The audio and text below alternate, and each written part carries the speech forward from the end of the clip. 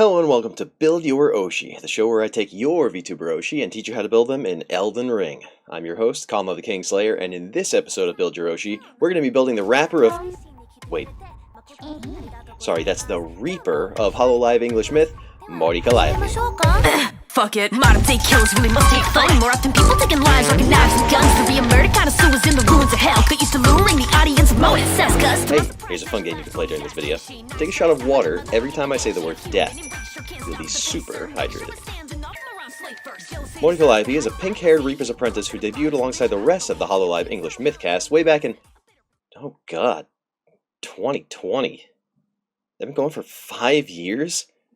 That somehow makes me feel very old, and yet does not sound like that long. Time on the internet, am I right?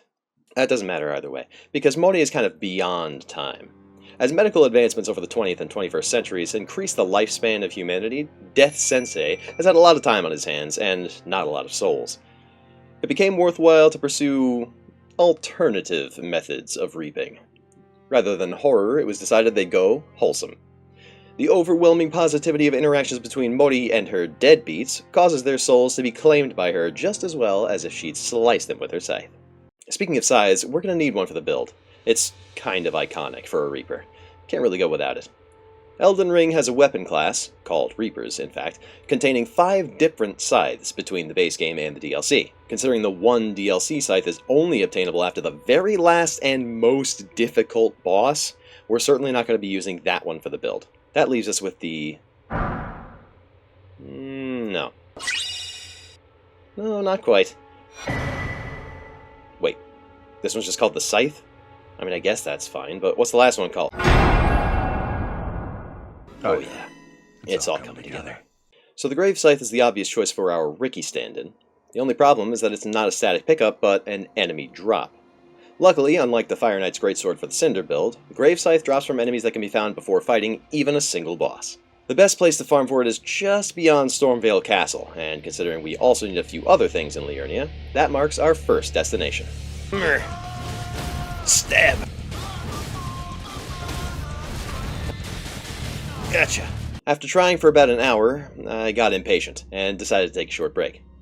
While the Gravesite is our ultimate goal as far as weapons go, the Scythe and Winged Scythe are both static pickups, and could serve as temporary replacement while we gathered a few extra tools. So, after nabbing the basic scythe from a nearby catacomb, we can head back to Summonwater Village in Limgrave to defeat the Tibia Mariner and recruit a few deadbeats, in the form of the Skeletal Militiaman Spirit Summon. There's also the Green Turtle Talisman in the village, which is a great addition to any build. Just in case.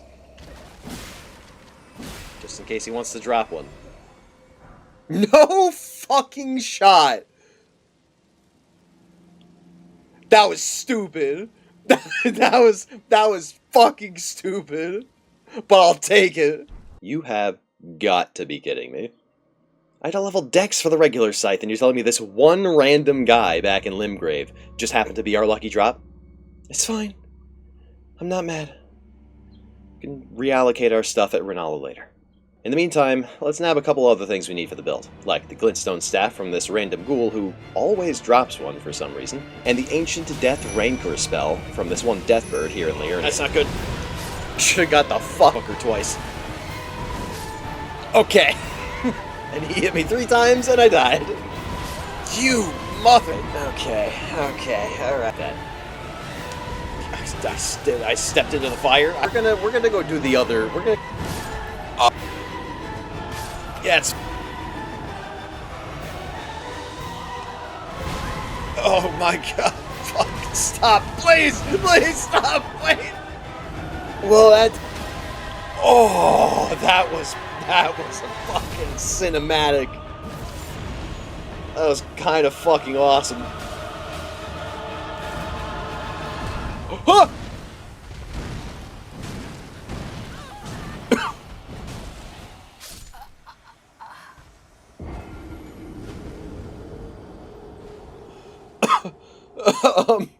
I didn't know it had a grab. Okay, so it's actually a death right bird, and I am not good enough to beat him right now. Well, let's just move on, shall we? There's another spell we can pick up instead. We just gotta head up to Altus and... Okay. I'm just not allowed to drink from my juice. That's fine, I guess. How about I quit rushing the build and just play the game, yeah? After acquiring our Gravesite, we quickly make our way through Stormvale Castle in order to claim our first remembrance from Godric, before swiftly spending the runes we'd gathered to boost our level sufficiently to get through Raya Lucaria. It's important that we defeat Rennala not only because she's a remembrance boss, but also because we need to reallocate that 1 point in dex we needed for the scythe. Bro. Bro, me and this one skeleton? Holy shit, what a duo! Me and bro. That was fucking crazy. We bullied the crap out of her. That was awesome. Also found within Raya Lucaria is the Glintstone Wetblade, which will allow us to apply the Cold affinity to our Gravesite. Originally I thought Blood affinity was the way to go, the better to inflict sudden death upon our enemies. After some thought, however, I believed Cold was the better choice, and here's why. While Elden Ring does have a Death Blight status effect, inflicting instant death upon any soul unfortunate to suffer 100% buildup, this status only affects other tarnished characters. Basically, this means it's entirely useless on 99% of the enemies in the game. There are, however, the Death Sorceries, most of which inflict Frostbite natively. Between the Death Sorceries and our Cold Affinity Gravesite, we can apply both Bleed Buildup and Frostbite, both of which deal big damage when they proc, but the latter of which causes a lingering effect that decreases enemy resistances, meaning they take more damage. What better way to exemplify the cold hand of death that comes for our enemies? But there is yet another early game damage boost we can acquire, and that comes in the form of the Magic Scorpion Charm. Because both Cold and Frostbite are associated with the Carian royal family, both Cold Affinity weapons and the Death Sorceries deal magic damage. This means we have to fight through Caria Manor in order to meet Ranni and start Celovus' questline. Now, I am an avid Celovus hater, but considering the only way to get the Magic Scorpion Charm is by helping him out, I say we give him a taste of his own medicine, by using him for our own purposes, before throwing him to the wolves. Kind of, literally, actually. I don't know for sure, but it's implied that Blythe is the one who kills him, considering he had been plotting to betray Ranni the whole time. Either way, since we need him to progress Ranni's questline as well, it's time to take the fight to Radahn. This is so hard! Doing this with the Cinder build was way fucking easier, bro. We don't have enough vigor. We had to spread our stats too thin, I think. Oh, we got him. Oh, it's over. I barely participated in that fight. That was all the summons. I did not a damn thing. That was so anticlimactic. After taking down Radahn, we can venture into Nokron. This is important for several reasons, including progressing Ranni's questline, defeating the Regal Ancestral Spirit, picking up some Glovewort to level up our deadbeats, and our new girlfriend Leyndell the Headless. I'm trying not to fuck up right now. Oh! Leyndell, hit him one time! Fuck yeah! What the fuck just happened? I got rocked! But most importantly, facing the Valiant Gargoyles boss. The Valiant Gargoyles stand between us and an important piece to our build, the Prince of Death's Staff. As the name implies, the pods boost the potency of death sorceries. You know, the ones we've been using this whole time. It's pretty much an essential piece of the build, both for aesthetic and gameplay reasons.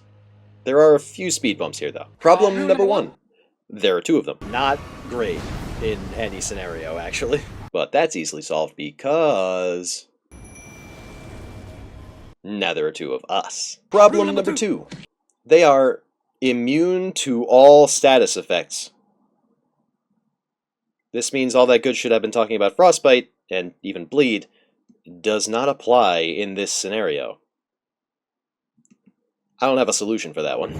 I'm gonna die. There it is. Oh! God damn it! Oh, damn! Funny story, in the script I have a note here that says crazy epic death montage, so that counts as another use of the word death. And so does that, actually. That's 2 more shots for those of you playing along. But we don't worry about that. It's over. The power of compels you. Yeah, so the gargoyles took me so long to deal with that I genuinely considered going into Leyndell and making my way through the sewers in order to reach deeper depths, rather than continue bashing my head against that wall. I did end up sidetracking to Leyndell first, but not so we could go through the sewers.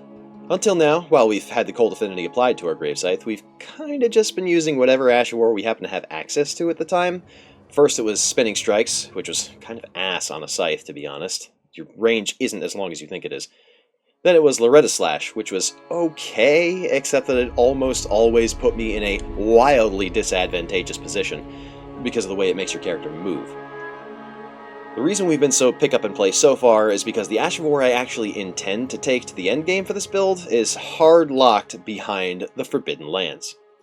Now, there used to be a glitch that would allow you to zip across the chasm outside of Leyndell and end up within the range of a Stake of Marika in the Forbidden Lands. This would have allowed us to access this Ash of War way earlier, but I'm pretty sure it was fixed like 3 patches ago, and even if it wasn't, it was so precise that I straight up could not perform it properly. I also decided that that would be cheating, and is not how I want to handle Build Your Oshi runs. No, I did not decide that just because I couldn't do it. Shut up! Anyway, this means our detour to Leyndell actually consists of us just doing Leyndell. We make our way to Morgott, take him down with some help from Melina, and then venture into the Forbidden Lands to face the Knights' cavalry that spawns there. Taking him out grants us the Ash of War, Phantom Slash. This is the Ash of War that we're actually going to be using for the rest of the build. Loretta Slash sucks ass. Yay! The description of this item includes the following line: creates an apparition of the knight's former instructor. Leaflets and deadbeats, I present to you Death Sensei himself, come to help Mori on our journey. Not only does this Ash of War do some serious damage, especially with our cold infusion allowing the Phantom to inflict frostbite, but the Phantom will also track the enemy in 3 dimensions. I don't really know how to do business like that. Holy, Phantom Slash does a lot of damage, bro. That's insane. We are cooking. That's right, no matter what direction you're facing, so long as you're locked onto your enemy, Death Sensei will travel forward, back, left, right, and most importantly, up, in order to strike your enemy, even if your own follow-up won't reach. With this, we're finally able to defeat the Valiant Gargoyles and collect the Prince of Death's staff in order to round out the build. Got you. I've got you in my sights. Excellent. At long last. We don't have enough faith to use it. So I guess that's the stat we're pumping next. At this point, there wasn't really anything left to do but to keep defeating Remembrance bosses and picking up more Death Sorcerers as we came across them. Once we made it to the DLC, however, I realized something wasn't quite working. We were taking a lot more damage than we were dealing, and even with Death Sensei's help, I was struggling to defeat my nemesis, the Golden Hippo, in order to get us some better drip, yo. Oh man, that was way worse actually saying it out loud than it even was writing in the script. My funeral, I guess. It was for this reason that, for the first time ever on Build Your Oshi, I decided to go offline Andy.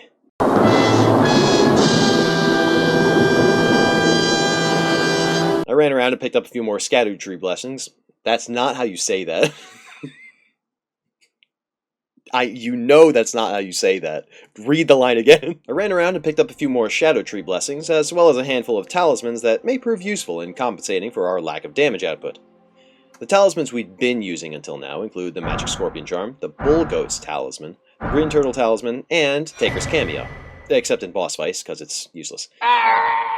I decided that, for the fights we were dealing with, striving for 51 poise wasn't really benefiting us at all, so I swallowed my pride and replaced the Bull Goat's Talisman. Our final talisman setup saw the Green Turtle Talisman upgraded to the 2-headed variant, and the Bull Goat's Talisman and Taker's Cameo replaced with Dragon Crest Great Shield and the Shard of Alexander, 2 talismans that are great for any build. I also decided to pick up additional talismans that might help us out while exploring the field, including the Crusader's Insignia, which would complement Taker's Cameo, as well as the Graven Mass Talisman for when we want to focus on spellcasting. There was still something missing, though. The build was working fine now, but it felt a little too magic-y, a little too frostbitey. It needed to be a bit more death. To this end, I retrieved the spirit ashes of Black Knife Tish, as well as a Black Knife to use ourselves. This proved to be an incredible power boost, and I also learned something by pairing these two. The Ash of War Blade of Death that comes equipped on the Black Knife has the effect of reducing the enemy's max HP by 10%. Because Tish also uses a Black Knife, this effect stacks with her own, so if we both whip it out at the top of the fight, we can instantly do 20% of the enemy's maximum health, with a nice helping of DOT on top. With this combo, we are almost too powerful, and end up shredding through a bunch of the bosses we were really struggling with before. That said, there are still the toughest bosses in the game to deal with, including Liurnia and Radahn. Shockingly, Liurnia turns out to be not much of an issue, considering that her second phase grants her a second health bar, making her doubly susceptible to the 20% HP erasure. Her Scarlet Aeonia also leaves her wide open to all of our sorceries, meaning Frostbite buildup was easy to maintain. Hell yeah, Tish, we got this shit.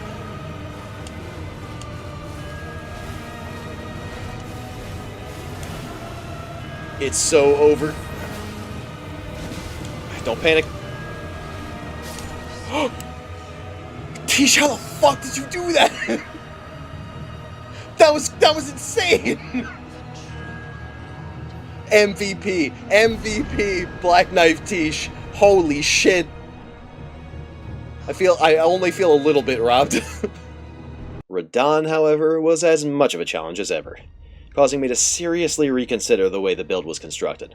I decided to swap out the Opaline Bubble tier we'd been using for damage mitigation for the Stone Bard Cracked tier, in hopes we might nab a few stance breaks on the big guy. Turns out there were more than a few instances where we were just shy of stance breaking him before swapping the tiers, because we were able to do it fairly reliably after the change. With all this power combined, miraculously, we were able to bring a final death to Radahn in less than 3 hours of attempts. Whew. Alright.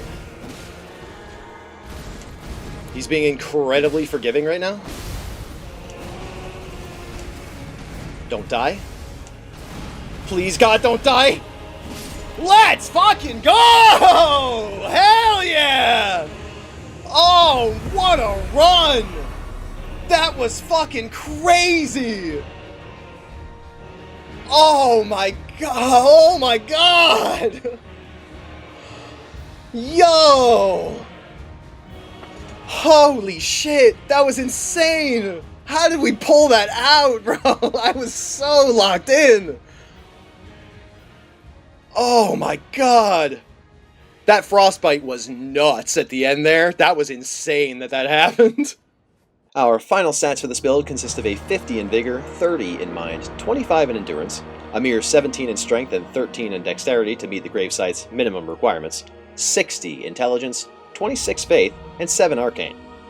This technically only puts us at level 149, whereas our level cap in Build Your Oshi is 150, so hey, free point. Don't spend it all in one place. This build was a bit of a curious case, since it was struggling a little bit in the early game, but once we made those last minute tweaks, it became practically overpowered. We leaned pretty heavily on Frostbite build-up due to it complementing the death sorceries we wanted, but I feel like the theme of the build suffered a little. Death in Elden Ring comes in a few different varieties, none of which really like to work with each other.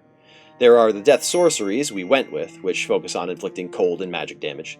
Destined Death, which relies on your faith stat and is relatively hard to come by.